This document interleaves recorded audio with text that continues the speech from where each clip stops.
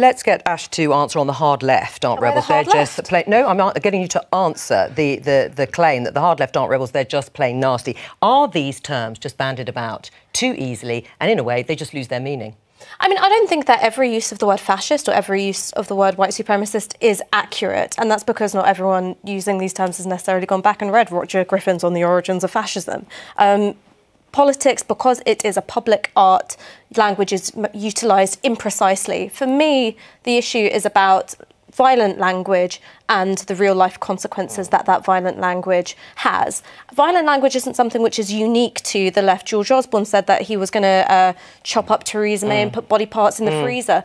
John McTernan, who's an old mate of yours, said that politics is a contact sport, wrote quite approvingly of tales of Labour whips shoving people up against the wall and, you know, twisting their genitals. Let's take your point then about whether it actually leads to violence in real life. Let's just show this clip from last week's anti-Trump protest in Parliament Square. This is where a Trump supporter is being abused and attacked by the crowd around him.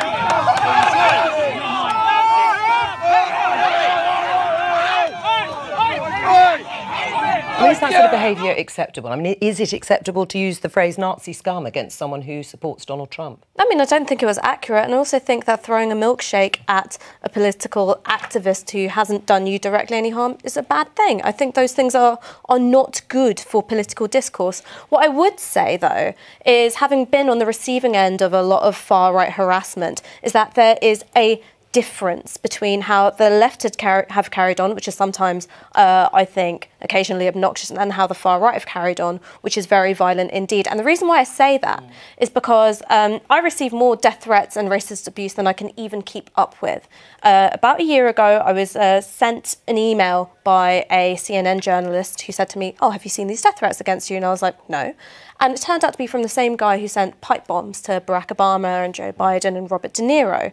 The difference between some of the more obnoxious elements of the far left and the organised elements of the far right is that the far left will call names and they'll throw a milkshake. The far right, they want people dead. So I think the difference is, I think you're absolutely right. The far right has a much more kind of, well, has a history of real kind of terrifying violence. I mean, look at Germany in the 1930s and 40s and sort of skinheads and stuff. But for me, the issue isn't about what people are doing on the extremes, which reasonable people like us aren't going to be wanting to engage with.